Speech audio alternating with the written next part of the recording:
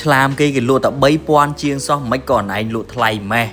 ខ្ញុំថាបងទៅមើលឡានគេសិនផិនភាកឡានយ៉ាងម៉េចដែរការរៀបចំឡានរបស់គេយ៉ាងម៉េចដែរតើខុសគ្នាអត់បើសិនជាឡានគេដូចគ្នាអាហ្នឹងឡានថោកហើយតម្លៃវាធូរមែនហើយពុកម៉ែបងប្អូនបាទប៉ុន្តែបើឡានខុសគ្នាការរៀបចំខុសគ្នាគឺតម្លៃខុសគ្នាត្រូវហើយពុកម៉ែបងប្អូនពីព្រោះឡាននីមួយប្រភេទឡានមកទឹកគឺអត់ដូចគ្នាទេបាទអេតាក៏ខុសគ្នាបាទការរៀបចំក៏ខុសគ្នាហើយការចំណាយលុយនោះក៏ខុសគ្នាដែរពុកម៉ែបងប្អូនហើយសម្រាប់ខ្ញុំជាអ្នកលក់ខ្ញុំអត់បានបិទសិទ្ធបងទេបងចង់ទិញខាងណាក៏បានបើសិនជាបងជឿជាក់លើប្អូនបងអាចមកមើលរបស់ប្អូនបើសិនជាបងមិនជឿជាក់ទេបងមិនពេញចិត្តទេបងអាចទៅមើលខាងគេបានប្អូនអត់ហាមឃាត់ទេបាទហើយសម្រាប់ឡានមួយគ្រឿងនេះគឺប្អូនបញ្ជាក់ដដែលប្រភេទឡានដែលលេងហើយឡានគេថ្មី